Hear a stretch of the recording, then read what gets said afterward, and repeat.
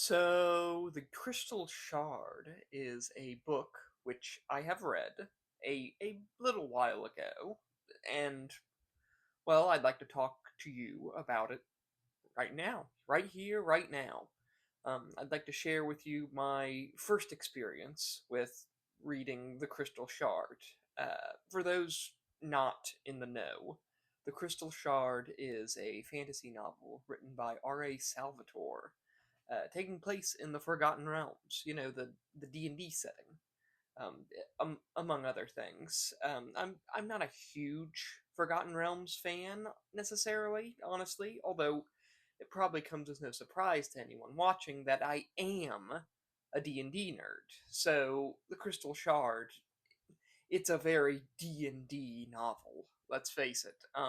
It follows Drizzt Do-Urden, a sort of the famous dark elf ranger. At least it starts following him. It gets a little more complicated later on, but he's this dark elf ranger, this renegade. He's living in the region of Icewind Dale. He's an outsider, of course, an exile from his homeland because dark elf culture is a bit of a cruel and twisted and tyrannical, not very welcoming of anyone with a free will. Um, so Drizzt tries to make a living on the surface world instead of underground. And he tries to be a good person, which is unlike most dark elves. I mean, that's sort of the cultural, and that's true for, I suppose, most iterations of dark elf. They are generally jerks. But I digress. Drizzt, he sort of tries to rally the people of Icewind Dale. He's trying to get them to band together to stand against a tribe of northern barbarians who wish to slaughter everyone in the sort of southern region of Icewind Dale because they've encroached upon their territory, this frozen wasteland which has been empty for years and years. The barbarians are portrayed as very they're taking a very extreme measure in response to these colonizers of what they thought to be an empty territory, more or less.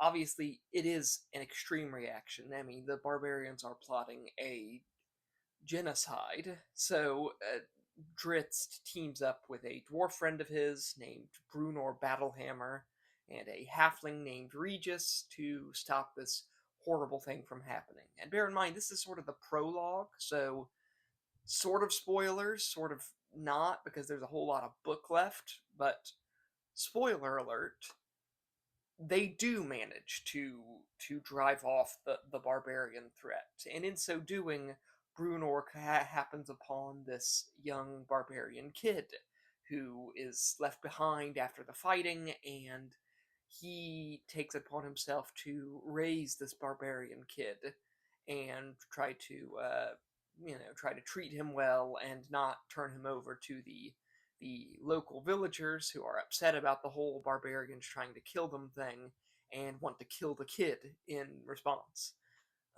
So that's sort of where the story actually begins, with a bit of a time jump and the kid growing up and him sort of being, he's kind of the main character. More on that later, but yeah, and the barbarians become less of a threat as a larger, more powerful enemy emerges. The threat of this petty wizard who gains control of the powerful artifact, the Crystal Shard, also known as Crinchinaban, which sounds a lot like Cinnabon, and it makes me hungry.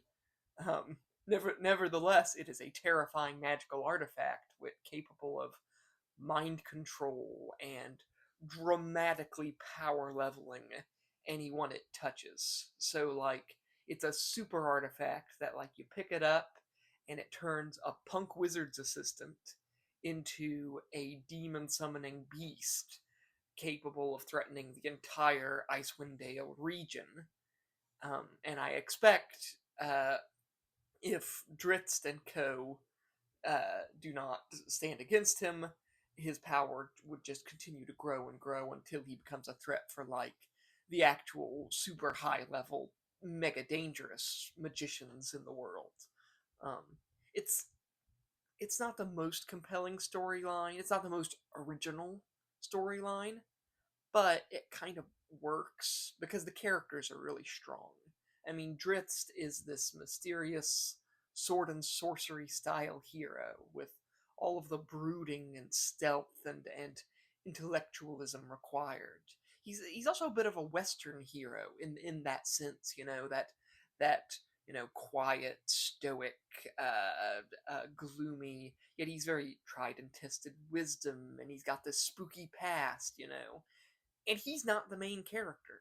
He seems like the main character, and the fans gravitated toward Drizzt Do-Urden because he's the brooding, spooky, super swordsman. And so eventually he kind of becomes the main character later down the line. I'm sure I'll have more videos on that at a later date. But in this book, he doesn't seem like the main character. He seems like a very convenient ally for the main character, who is Wolfgar, the barbarian kid, grown up now, raised by Brunor, and tutored by Drizzt, and who's given this magical hammer called, I think it's called Aegis Fang? I think Aegis Fang. And he uses that in battle. And Wolfgar is this youth who's struggling to find his place in the world, and he's caught up in, like, he's loves his adopted family so much, and he really wants to protect them, but he also kind of has to come to terms with his own culture, the culture that he was born to, these barbarian tribes who sort of see him as both one of them and an outsider in itself, because he was raised by their enemies, and Wolfgar has to kind of grapple with all that, and he does eventually manage to reconcile who he wants to be with who he was, and who he is with who he could be, and on and on. And it's not bad. He's got a very strong classic hero's journey vibes to him. The he's your Luke Skywalker type, and R.A. Salvatore is a good author, so he does it well. He does it pretty darn well. And the prose did not bore me, or nor did it grate on my senses in the purple or the dry categories. And in the end, I just think it's a fun D&D adventure, honestly, with the potential for so much more.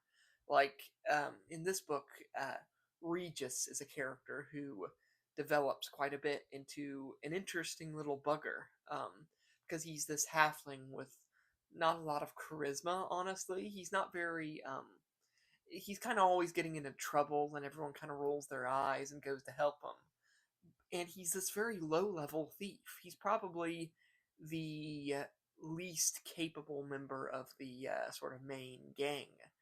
And yet, Regis has this really has a knack for stealing really powerful, important artifacts and getting in trouble for them. He's a true thief in that regard.